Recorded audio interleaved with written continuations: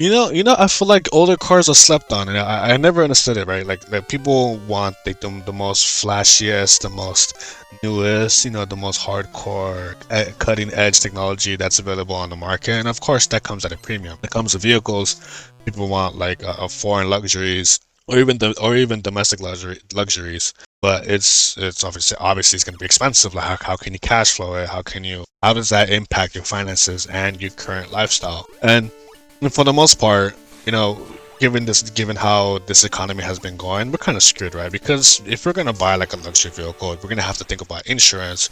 We're gonna have to think about gas prices. If it's electric, then that's cool too. But most importantly, if we're gonna buy something new, then we're gonna have to live with the fact that it depreciates as soon as you drive it off the lot. That's one. And if we're buying used, then we're gonna have to go through this headache where you don't know what's history, you don't know what's reliable with it. And so you always have that skepticism, right? And you may hire somebody to look at the car to see what's up, and for the most part that's definitely a good thing. But it's just that there's a lot of logistics, there's a lot of headache that goes in. And so what's the point of this topic? Old vehicles, especially the ones that are like 20 years and older, are slept on heavily. And I for the most part I understand why. People want like vehicles that are 10 years old max. Like if we're living in 2026, vehicles that were made before 2020 aren't that bad.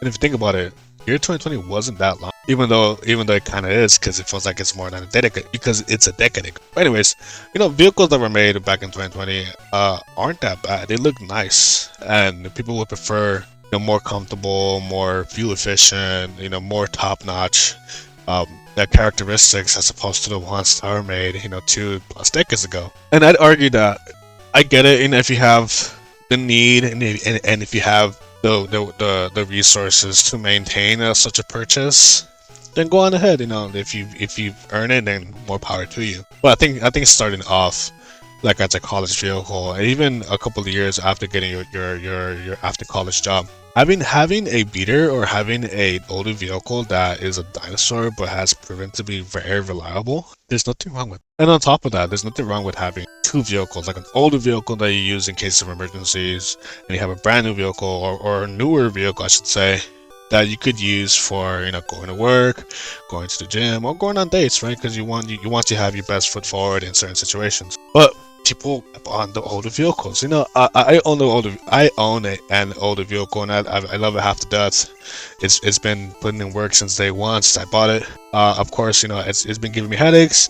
Sometimes I am disappointed in the car, but at the same time, like, it's a car that has withstood the test of time, right? I think it's past it. It's been going strong. It's been going hard. Every now and then it wants little treatments like maintenance, etc. And that's expected for an older vehicle.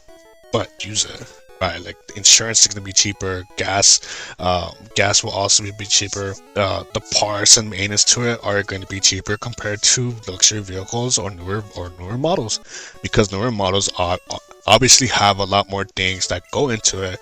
There are a lot more moving parts to a vehicle, and so there's a lot more things that could go wrong. As opposed to an older vehicle, there's a lot less bells and whistles that goes into it, and so it'll be a lot easier to pinpoint what exactly went wrong when there isn't a lot of things to look into, right? And so I think what I've learned about having an older vehicle is just the parts, right? The parts are, I guess, in my mind, reasonable, not as expensive. And so when I look at a part that is pretty critical to the vehicle, to the system in general, when I look at the price, I'm like, okay, that's cool. I'm willing to pay that. I'm willing to pay that part so like I can have my vehicle running a lot more efficiently. And so I just do it, and I buy my car another year of life, or another year or two of life.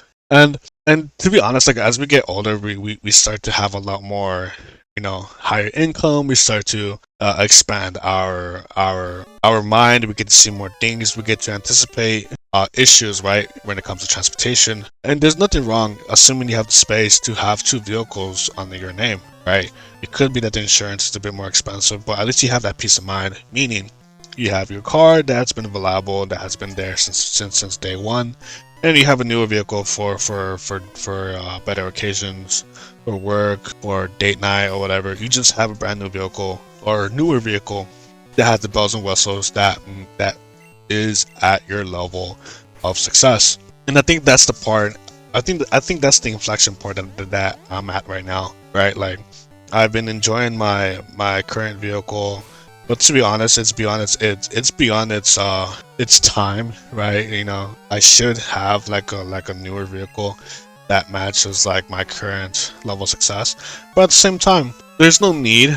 It's more of a want. And for the most part, like my car is cool, so I'll just keep it at that. And so having two vehicles under your name I would say, is probably the goal. I think every American should have at least two vehicles. One vehicle that's a bit cheaper to operate, but it's reliable just in case something goes south.